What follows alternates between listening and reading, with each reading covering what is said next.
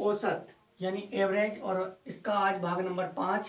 और आज का पहला सवाल, 5 संख्याओं का औसत 18 है, एक संख्या छोड़ देने पर औसत 16 हो जाता है, छोड़ी गई संख्या बताइए कितनी होगी। तो सबसे पहले हम निकाल लेते हैं 5 संख्याओं का योग। तो 5 संख्याओं का, यहाँ पे ये 5 है, 5 ठीक है ना, 5 संख्याओं का योग। तो देखिए कितना बनेगा, 18 की गुणा कर देंगे 5 से, तो 18 पंजे हो गए 90। अब एक संख्या छोड़ दी गई, क्वेश्चन में क्या दिया, एक संख्या छोड़ दी गई, तो बची कितनी, 4 संख्याओं का योग। तो 4 संख्याओं का योग कितना बन गया, जब हम 16 की, देखिए औसत दे रखा था 16, एक संख्या छोड़ दी, बची कितनी 4, तो 16 चौका कितना हो गया 64। छोड़ी गई संख्या बतानी, छोड़ी गई संख्या। तो देखिए छोड़ी गई संख्या, जब हम इन दोनों में से इनका अंतर चेक करेंगे, तो अंतर इनका बैठ गया कितना 26। 26 जो होगा वो इस सवाल का सही आंसर होगा। उम्मीद करता हूँ आपको क्वेश्चन पहला बहुत अच्छे से समझ में आ गया होगा। चलिए क्वेश्चन नंबर 2 आपके सामने। एक परिवार में पिता तथा माता की औसत आयु 35 वर्ष है। पिता, माता तथा उनके एकमात्र पुत्र की औसत आयु 27 वर्ष है। पुत्र की आयु कितनी होगी। तो सबसे पहले हम करते हैं पिता प्लस माता, इन दोनों की आयु का योग। तो 35 की गुणा कर देंगे 2 से, क्योंकि पिता और माता तो भाई 2 हो गए ना, 2 व्यक्ति हो गए, पिता और माता, और इनका औसत जो दे रखा वो करते हैं। तो 35 गुनी कितना हो गया 70, ठीक है। और उसके बाद उन्होंने बताया है पिता प्लस माता और प्लस पुत्र, इनकी यदि हम आयु की बात करें तो इनकी औसत आयु दे रखी 27। तो हम क्या करेंगे 27 में गुणा कर देंगे 3 से, 27 क्या हो गया 81। हमें चाहिए पुत्र की आयु, पुत्र की आयु। तो कितना आसान हो गया, जब 81 में से 70 माइनस कर देंगे, तो देखिए 81 में से 70 निकाल दो आप, 11 बचेंगे। तो 11 वर्ष का जो होगा, जब 11 वर्ष आएगी वो पुत्र की आयु आएगी, ठीक है। क्वेश्चन नंबर 2 भी आपको बहुत अच्छे से समझ में आ गया होगा। चलिए क्वेश्चन नंबर 3 आपके सामने। ए, बी तथा सी की औसत आयु 20 वर्ष है। यदि ए तथा बी की औसत आयु 19 वर्ष हो तो सी की आयु कितनी होगी। ए, बी तथा सी की औसत आयु कितनी है 20 वर्ष। तो ए प्लस बी प्लस सी की जो इनका जो योग बना, 20 की गुणा कर देंगे 30 से, 20 क्या कितना हो गया 60, ठीक है ना, 20 क्या कितना हो गया 60। और उसने फिर कहा है ए तथा बी की औसत आयु 19 है। तो ए प्लस बी की आयु जो बनी, मतलब इनका जो योग बना, तो 19 की गुणा कर देंगे 2 से, 19 कम 19, 19 दूनी 38, ठीक है। तो उसने कह दिया जी सी की आयु कितनी होगी। तो सी की आयु के लिए क्या करेंगे, माइनस कर देंगे, जब 60 में से ये अंतर इन दोनों का, ठीक है। तो सी की आयु जो है वो बन गई आपकी कितनी 22 वर्ष, ठीक है, 22 वर्ष। तो यहाँ भी कह सकते हैं घटाने पर माइनस माइनस, ए से ए कट गया, बी से बी कट गया, सी बचा। सी की आयु कितनी आ गई, जब 60 में से 38 निकल गया तो कितना बच गया 22। इस क्वेश्चन नंबर 3 का आंसर कितना आ गया 22। चलिए अगले क्वेश्चन की बात करते हैं। क्वेश्चन नंबर 4 आपके सामने आ चुका है। 3 लड़कों की औसत आयु 16 वर्ष है। यदि उनकी आयु का अनुपात 4:5:7 हो तो सबसे छोटे लड़के की आयु कितनी होगी। तो हम निकाल लेंगे 3 लड़कों की आयु का योग। तो देखिए योग में हम क्या करते हैं, औसत की गुणा कर देते हैं जितनी संख्या होती है। तो यहाँ पर कितनी संख्या 3, और औसत कितना दे रखा 16। तो 3 की जब 16 से गुणा कराएंगे, 16 क्या हो गया 48 वर्ष। तो इन तीनों की जो आयु का योग आ गया वो 48 वर्ष आ गया। उसके बाद अनुपात कितना है, अनुपात उसने दे रखा है 4:5:7। तो सबसे छोटा लड़का जो होगा वो 4 वाला होगा, ठीक है। तो चलिए, तो उसने पूछा भी यही है, लड़के की आयु बतानी, लेकिन किसकी, सबसे छोटे।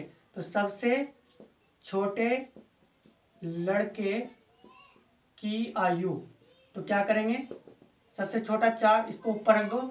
उसके बाद 4 और 5 कितना हो गया 9 और 7 16, इसको नीचे, और इनका मतलब योग, इनका सबका योग जो है कितना हो गया 16, वो नीचे। उसके बाद जो इनकी तीनों का जो मतलब 3 लड़कों की औसत आयु आई थी वो कितनी थी 48, इसको यहाँ रख दो। 16 क्या कितना हो गया 48, 4 क्या कितना हो गया 12 वर्ष। देखिए कितना आसान बन गया यार, ठीक है ना। तो क्वेश्चन नंबर 4 का जो सही आंसर हो गया वो 12 वर्ष का लड़का होगा, जो सबसे छोटा होगा। यदि वो पूछता सबसे बड़ा तो क्या करते, यदि सबसे बड़े की बात करता, सबसे बड़े लड़के की आयु, तो क्या करते, तो हम यहाँ देखते हैं अनुपात में कितना है, यहाँ पर 7, 7 ऊपर रख देते और 16 इनका सबका योग जो है 16 बन गया, 5 है ना, ये तो आपको पता ही है। उसके बाद यहाँ पर इनका जो टोटल था तीनों का कितना था 48, तो 16 क्या कितना हो गया 48 और 7 क्या कितना हो गया 21।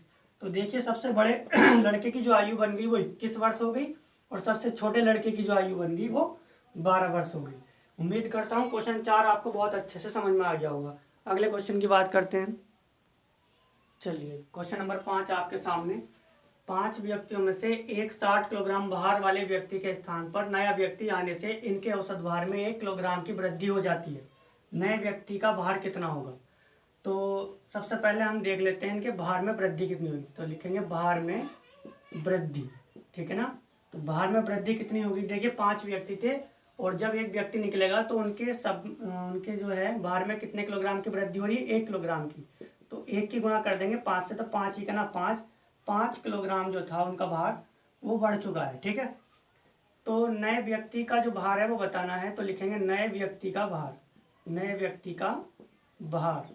तो नए व्यक्ति का भार कितना बढ़ गया, 60 में जो है प्लस 5 कर देंगे 65 किलोग्राम। 65 किलोग्राम का जो है नया व्यक्ति आकर बैठ जाएगा जब 60 किलोग्राम का व्यक्ति हट जाएगा। तो क्वेश्चन 5 का जो सही आंसर हो गया वो कितना हो गया, 65। उम्मीद करता हूँ क्वेश्चन 5 भी आपको बहुत अच्छे से समझ में आ गया होगा। चलिए मैं इसका एक दूसरा तरीका आपको और बता दूं, क्योंकि कुछ के समझ में भी आया होगा, कुछ कह रहे होंगे कि सर इसका कोई दूसरा तरीका है कि नहीं है।